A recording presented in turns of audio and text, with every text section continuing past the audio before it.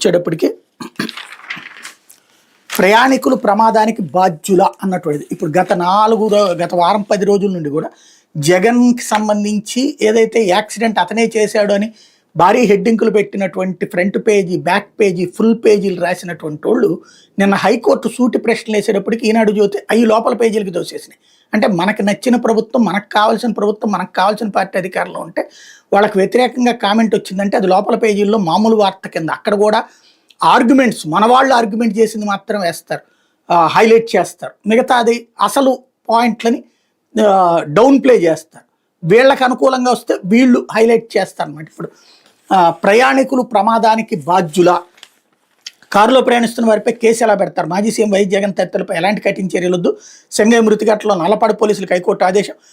భారీ సంఖ్యలో జనం ఉన్నప్పుడు కొన్నిసార్లు జరుగుతుంటే కుంభమేళా లాంటి చోట్ల ఎన్ని జాగ్రత్తలు తీసుకున్న ప్రమాదాలు చోటు చేసుకుని కారు కింద పడిన ఆ వ్యక్తిని అలా చావనివ్వండి అంటూ వదిలేసి వెళ్ళరు కదా. అలాంటి ఉద్దేశం